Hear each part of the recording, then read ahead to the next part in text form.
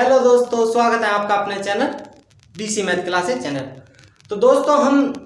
आज क्या जानेंगे कि लाप्लास ट्रांसफॉर्म में हमने लास्ट लेक्चरों में क्या देखा था। मेरे दो लेक्चरों में लास्ट लेक्चरों में मैंने देखा, आपने देखा होगा कि आपने अगर नहीं लिए तो वीडियो के डिस्क्रिप्शन में उनका लिंक मिल जाएगा, आप वहाँ जाके उन्हें एक बार जरूर देखें। तो हमने देखा कि लाप्लास ट्रांसफॉर्म की बेसिक डेफिनेशन देखी थी and Laplace transform of elementary function of वे भी देख लिए थे। तो और हमने first shifting property Laplace transform की कौन सी फर्स्ट शिफ्टिंग प्रॉपर्टी देखी थी। एंड अब देखते हैं हम लाप्लास ट्रांसफॉर्म की सेकंड शिफ्टिंग प्रॉपर्टी या हैवी शिफ्टिंग प्रॉपर्टी। ये प्रॉपर्टी एक अपने आप में ही एक क्वेश्चन है, तो इसको करेंगे ना हम, तो आप इसे ध्यान से देखना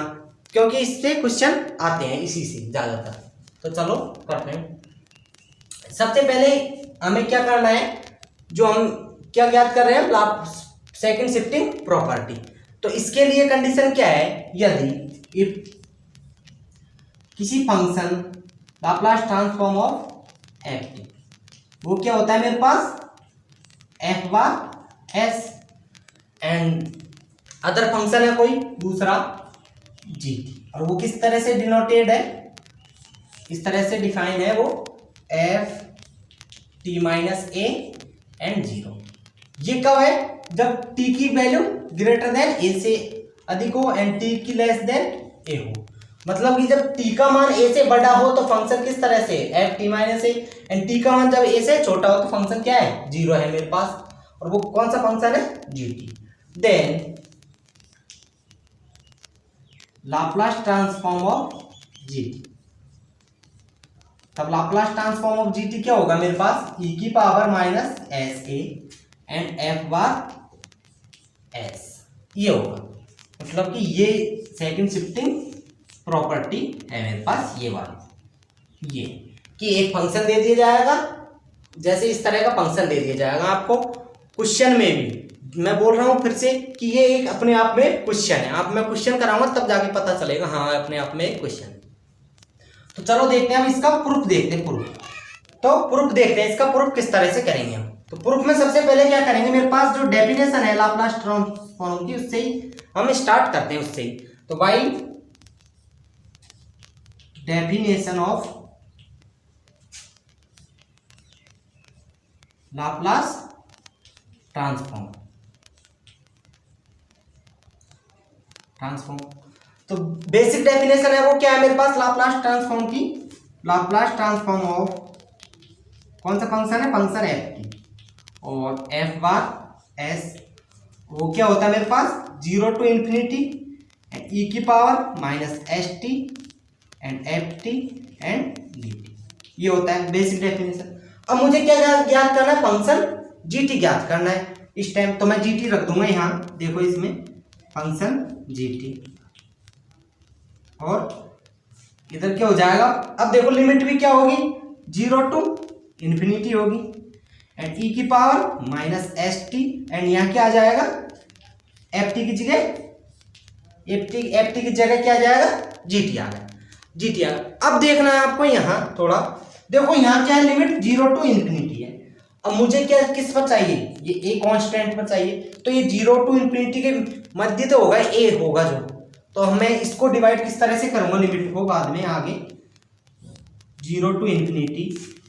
सॉरी इंफिनिटी नहीं आएगा, अब यहाँ जीरो टू ए आ जाएगा क्योंकि ए है ना हमारे पास कांस्टेंट, तो zero to A and e की power minus s T and G T and d T and plus, अब देखो ए से फिर ए से खा लूंगा मैं इंफिनिटी एंड ई की power minus s T and G T and d T, ये हो गया। अब देखो आगे, अब आपको समझ में आ गया होगा कि मैं क्यों लिखा है, मैंने इस तरह का क्यों लिखा है, क्योंकि देखो यहाँ से ये ए है तो ए का मान टी का मान ए से छोटा है, तो इस लिमिट में देखो ए का मान जो टी का मान है यहाँ पर वो ए से छोटा है, और इस लिमिट में टी का मान टी का मान ए से बड़ा है। तो अब आगे इसको सॉल्व करेंगे तो क्या आएगा मेरे पास, यहाँ आएगा जो फंक्शन आएगा Laplace transform of g t, क्या आएगा फिर मेरे पास, अब देखो यहाँ इसमें देखो ये जीरो टू ए यानी कि जीरो से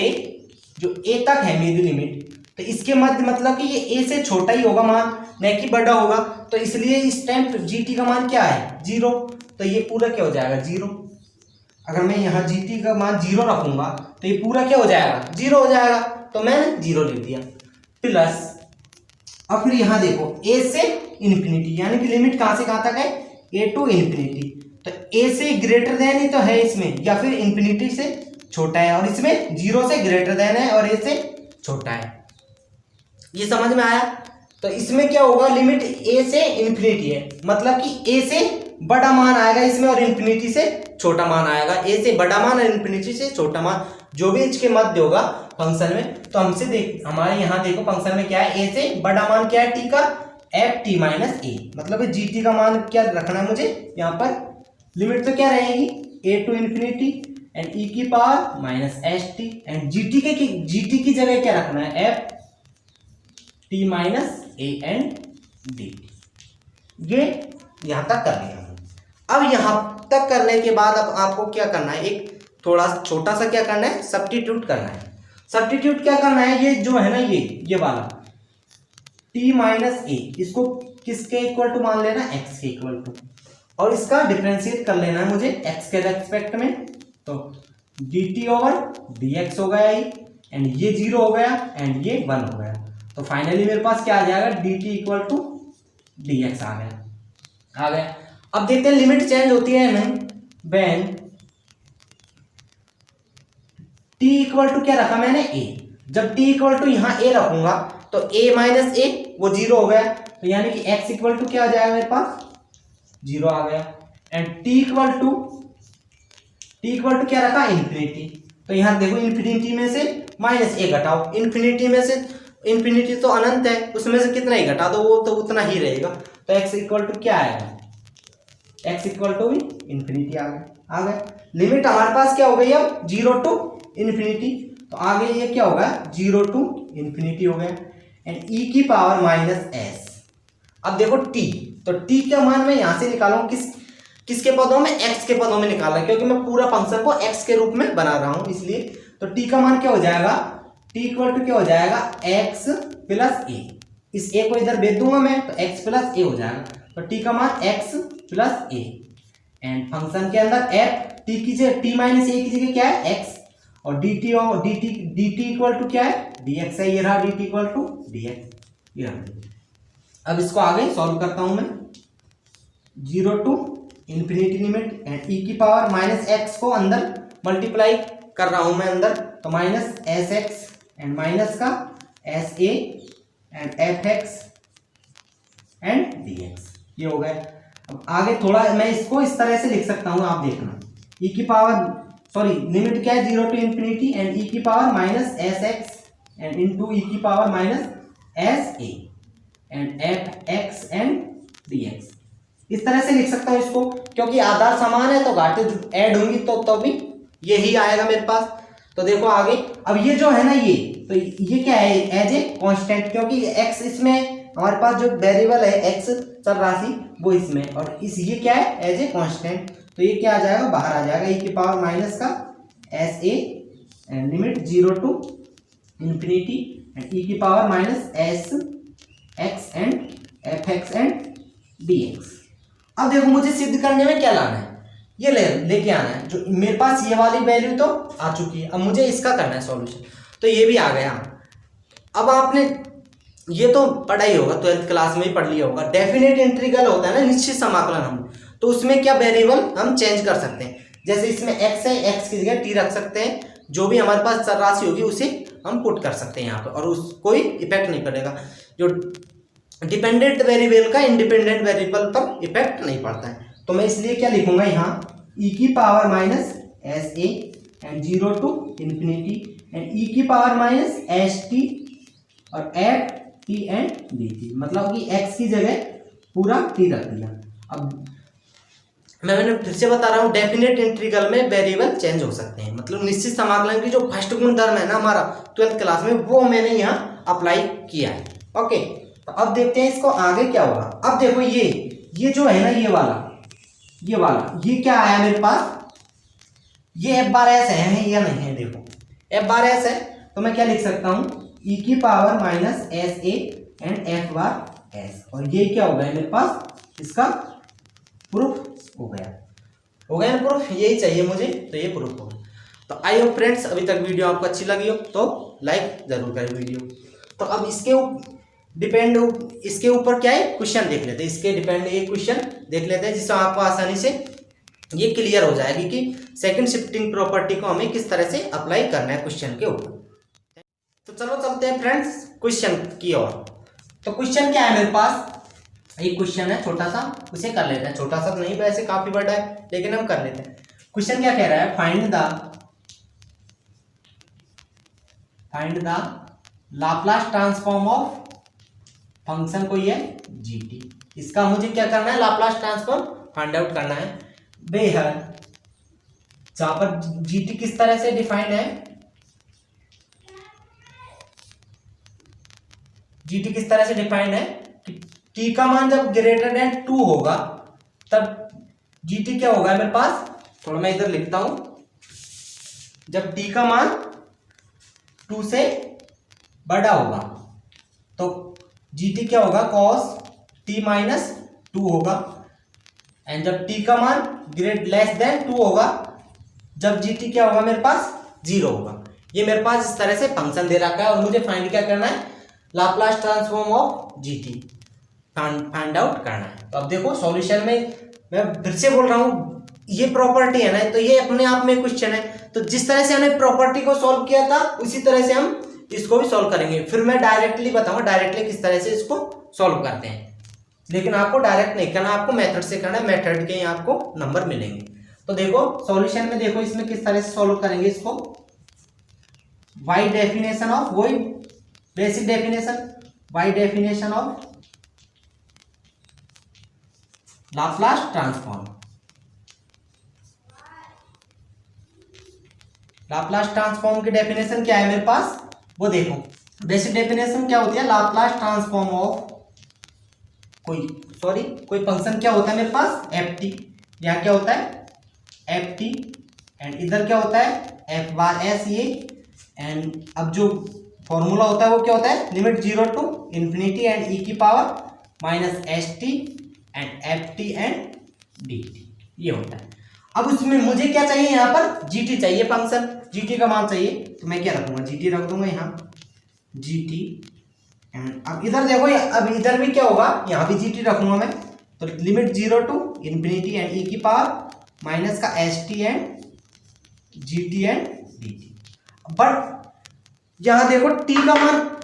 किस पर, किस कांस्टेंट पर डिपेंड कर रहा है, 2 पर, तो अब इसके मध्य 0 टू इन्फिनिटी लिमिट है, इसके मध्य क्या होगा 2 होगा कहीं ना कहीं, तो देखो इसको हम डिवाइड इस तरह से ही करेंगे, हम 0 से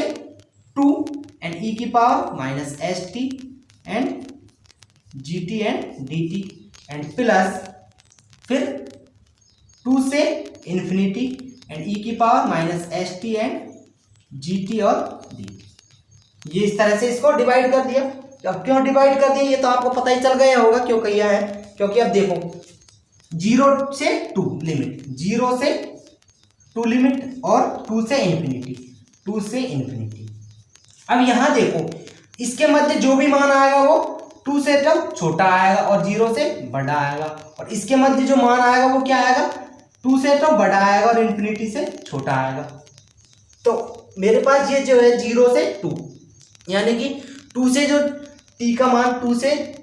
मतलब t कोई फंक्शन है उसका मान t से, ये gt फंक्शन है इसमें t है ना, इसका मान अगर 2 से छोटा हुआ तो और 0 से बड़ा हुआ तो क्या है मेरे पास यहाँ 0 है ये, तो इस तरह से ये gt का मान क्या हो जाएगा यहाँ 0 हो जाएगा, यहाँ 0 होगा तो ये क्या पूरा टोटली 0 हो गया एंड प्लस, और फिर देखो 2 से इन्फिनिटी मतलब कि 2 से तो बड़ा और इन्फिनिटी से छोटा, तो ये रहा ना 2 से बड़ा ग्रेटर देन आ रहा है, तो इस टाइम gt का मान क्या आ जाएगा cos t माइनस 2। तो देखो 2 से इन्फिनिटी एंड e की पावर माइनस का S T and G T की जगह क्या रखूंगा cos t minus 2 and d T, ये रख दिया। एंड फिर आगे सॉल्व करते हैं इसको, आगे क्या आ जाएगा मेरे पास, अब ये 0 है 2 से इन्फिनिटी एंड e की पावर माइनस का S T and cos t minus 2 and d T. अब वही सेम उसी तरह से करेंगे हम जिस तरह से हमने इसकी डेफिनेशन सिद्ध की थी। तो इसी तरह से अब देखो किसका सब्स्टिट्यूट करेंगे यहाँ, put t minus two equal to क्या मान लिया मैंने, x मान लिया। तो अब मेरे पास dt इक्वल टू dx आ जाएगा, यहाँ से तो आ जाएगा ना। एंड अब लिमिट देखो, लिमिट चेंज हो रही है कि नहीं हो रही। देन t इक्वल टू जब क्या हो 2 हो, तो t इक्वल टू यहाँ 2 रखूंगा मैं 2, तो 2 माइनस 2 0, तो देन x इक्वल टू 0 हो जाएगा। एंड t इक्वल टू क्या हो, इन्फिनिटी हो, t इक्वल टू क्या हो मेरे पास, इन्फिनिटी। देन जब t यहाँ इन्फिनिटी में से वही घटेगा तो x इक्वल टू क्या हो जाएगा, वही इन्फिनिटी हो जाएगा। तो यानी कि लिमिट भी चेंज हो गई, लिमिट कहाँ से कहाँ तक होगी, 0 टू इन्फिनिटी हो गई। आगे इसको सॉल्व कर रहे हैं हम। एंड फिर देखो e की पावर माइनस का s, एंड t की जगह क्या रखूंगा मैं, t का मान यहाँ से निकाल लेता हूँ। t इक्वल टू क्या हो जाएगा, x प्लस 2, तो x प्लस 2, एंड इधर क्या हो जाएगा, f नहीं सॉरी cos है, क्या हो जाएगा cos t माइनस 2 की जगह क्या रखा है, x, तो ये क्या हो जाएगा cos x एंड dx। अब इसको देखो आगे इस तरह से लिख सकता हूं मैं बिल्कुल, 0 टू इन्फिनिटी एंड e की पावर माइनस का sx एंड माइनस का 2s, मतलब कि इसको अंदर मल्टीप्लाई कर दे तो माइनस का 2s हो गई, x नहीं 2s, and cos x and dx ये होगा। अब इसको वही जैसे जैसे मैंने वही बता रहा हूँ ना, मैंने डेफिनेशन सॉल्व की थी ना, इसी तरीके से बिल्कुल सेम इसी करूँगा। आगे जो फॉर्मूले हम लगते हैं बेसिकली मैथ के, तो वो नहीं हम लगाएंगे। तो e की पावर माइनस का sx एंड e की पावर माइनस का 2s, इस तरह से लिख सकता हूँ मैं इसको, क्योंकि फिर ऐड हो जाएंगे cos x एंड dx। अब यहाँ से देखो, यहाँ से क्या हो रहा है, ये e की पावर ये कांस्टेंट हो गई। अब तो इसको मैं समाकलन से बाहर रखूंगा and 0 to infinity limit, and e की पावर माइनस का sx एंड और क्या हो जाएगा मेरे पास cos x एंड dx, ये हो जाएगा। अब आप बोलोगे कि अब क्या करेंगे, कोई डिपेंडेंट वेरिएबल वाला फॉर्मूला फिट करेंगे, लेकिन ऐसी कोई जरूरत नहीं है हमें। यहाँ पर देखो एक फॉर्मूला बन के आ रहा होगा, आपने पढ़ा होगा 12th में, ये फॉर्मूला पढ़ा होगा, समाकलन e की power ax and cos dx, ये पढ़ा होगा। तो ये क्या होता है मेरे पास, e की power ax upon a square plus b square and a cos bx and minus b sin bx, sorry plus आएगा, यहाँ माइनस नहीं आएगा, क्योंकि cos का समाकलन क्या होता है, साइन होता है। अगर साइन होता है यहाँ तो माइनस आता है। ये एक याद करने की ट्रिक है छोटी सी। तो देखो आगे क्या करूँगा मैं, अब इसको इस तरह से मैं इसका क्या करता हूँ, इससे डिफरेंस करता हूँ। तो देखो a की जगह क्या है, यहाँ a इक्वल टू क्या हो जाएगा minus x and b equal to क्या है, यहाँ 1 हो जाएगा। तो अब इसको इस फॉर्मूले में फिट करते हैं हम। तो e की पावर माइनस का 2s तो है ही ऑलरेडी, एंड देन e की पावर ax, a का मान माइनस s एंड x की जगह x है ही है, तो a स्क्वायर मतलब कि माइनस x का स्क्वायर करेंगे तो प्लस का s square plus and b square मतलब 1 का स्क्वायर 1 ही आएगा, एंड इधर क्या होगा अंदर, इसके अंदर a का मतलब minus x and cos bx, b का मतलब 1 तो x आएगा, एंड प्लस b का मतलब 1 है तो 1 एंड sin bx मतलब 1x हो जाएगा। और इस पर लिमिट क्या है, 0 टू इन्फिनिटी है। अब लिमिट अप्लाई करते हैं, तो upper limit minus lower limit. तो अपर लिमिट देखो e की पावर माइनस 2s तो ये बाहर है ये। अब अपर लिमिट लगाएंगे मैं, तो e की पावर ये क्या हो जाएगा, x की जगह लगाऊंगा, x की लिमिट है ना, तो यहाँ क्या हो जाएगा, ये इन्फिनिटी रखूंगा तो ये पूरा e की पावर माइनस इन्फिनिटी हो जाएगा, एंड नीचे ये हो जाएगा एक्स स्क्वायर प्लस 1, और इसके अंदर जो पूरा है ना वो यों की तो हो जाएगा। मैं लिख नहीं रहा उसे, क्योंकि आपको लिखने की जरूरत नहीं है, ये e की पावर माइनस इन्फिनिटी से मतलब है मुझे, एंड माइनस। अब इधर भी माइनस करके लिमिट लगेगी, तो लिमिट लगेगी तो x की जगह 0 रखना है, तो e की पावर 0 एंड माइनस 0 या 0 एक ही बात है, एंड एक्स स्क्वायर प्लस 1 अंदर देखो आप माइनस s एंड cos 0 मतलब cos 0 एंड प्लस sin 0, ये रख दिया। तो अब देखो, क्योंकि मैंने इसके अंदर वाला क्यों नहीं देखा, क्योंकि जो मेरे पास ई की पावर माइनस इंफिनिटी होता है ना, वो क्या होता है, जीरो होता है। अब फिर इस जीरो से जो भी टकराएगा तो वो क्या हो जाएगा, पूरा ही जीरो हो जाएगा, इसलिए मैंने वो अंदर वाला नहीं लिखा, क्योंकि मेरे पास ई की पावर माइनस इंफिनिटी आ गया तो वो सब कुछ जीरो कर देगा। तो ई की पावर माइनस 2s एंड ये पूरा जीरो एंड माइनस, अब देखो ई की पावर जीरो, ई की पावर माइनस इंफिनिटी तो क्या है, जीरो, एंड ई की पावर जीरो, मतलब किसी भी संख्या हो ना, कोई सी भी, जैसे x की पावर जीरो, ई की पावर जीरो, तो ये क्या होता है, 1 होता है मेरे पास, तो ये क्या हो जाएगा 1/s² प्लस 1। एंड अब देखो इसके अंदर cos जीरो का मान क्या होता है, 1 होता है, तो इसके अंदर माइनस का s और 1, और साइन जीरो का मान जीरो होता है, तो ये जीरो ही होगा पूरा। तो फाइनली जो मेरे पास आंसर आएगा वो क्या आएगा, ई की पावर माइनस का 2s, और ये माइनस माइनस क्या हो जाएंगे, प्लस हो जाएंगे, तो s/s² प्लस 1, ये क्या आ जाएगा मेरे पास, फाइनली इसका आंसर आ जाएगा। तो आई होप फ्रेंड्स ये क्वेश्चन आपको अच्छी तरह से समझ में आया होगा, मैंने इतनी मेहनत से कराया पसीना बहा के, तो क्वेश्चन समझ में आया होगा। तो अब देखते हैं हम डायरेक्टली इस क्वेश्चन को किस तरह से कर सकते हैं हम डायरेक्टली। अब डायरेक्टली जैसे मुझे ये फंक्शन है और इसका क्या करना है, लाप्लास ट्रांसफॉर्म ज्ञात करना है। तो हमने जो फॉर्मूला निकाला था वो क्या होता है, लाप्लास ट्रांसफॉर्म ऑफ कोई फंक्शन जीटी है और उसका इस तरह से दे रखा है, तो उसका क्या होता है, ई की पावर माइनस का s a and f bar S. तो देखो यहाँ ए किससे कंपेयर हो रहा है, ए इक्वल टू क्या है, यहाँ 2 है, 2 है, तो मैं क्या रखूंगा, देखो वहां पर जो उसमें है ना, उस फॉर्मूले में मैं रखता हूँ, यहाँ पर रखता हूँ, तो क्या हो जाएगा, ई की पावर माइनस एस, ए की जगह 2, एंड जो एफ बार एस यानी कि एफ बार एस, तो ये जो फंक्शन है उसका मुझे यहाँ, अब ये कॉस है ना, तो इसका एफ बार एस चाहिए, तो ये 2 तो हट ही गया, तो इस ओनली क्या बचा, एफ टी, मतलब किसी फंक्शन का मुझे क्या चाहिए, सॉरी कॉस टी का क्या चाहिए, मुझे लाप्लास ट्रांसफॉर्म चाहिए, क्योंकि ए का काम तो मैंने ले लिया, ये रहा s माइनस 2 हो गए, ए इक्वल टू, अब कॉस टी का लाप्लास ट्रांसफॉर्म क्या होता है, डायरेक्टली s/s² प्लस a², तो ए की जगह क्या है उसमें, cos ए टी का, सॉरी cos ए टी का लाप्लास ट्रांसफॉर्म ये होता था, मैंने जो फॉर्मूला बता रहा हूँ, अरे ये cos a t equal to क्या होता है, डायरेक्टली हम लाप्लास ट्रांसफॉर्म ज्ञात करते हैं तो वो क्या होता है, s/s² प्लस a² होता है। तो ए की जगह क्या हो जाएगा उस टाइम, अगर cos टी का मैं लाप्लास ट्रांसफॉर्म ज्ञात करूंगा, 2 तो हटा दिया मैंने, तो इसका क्या होगा, s/s² प्लस 1, और यही मेरे पास क्या है, आंसर आ रहा है। तो इस तरह से हम डायरेक्टली कर सकते हैं, लेकिन ये हमें डायरेक्ट नहीं करना है। क्यों नहीं करना है डायरेक्ट, क्योंकि हमें पूरा प्रोसेस से करना है, तो ही हमें नंबर मिलेंगे। तो आई होप फ्रेंड्स वीडियो अच्छी लगी होगी, वीडियो अच्छी लगी तो लाइक करें, कमेंट करें एंड शेयर करें, एंड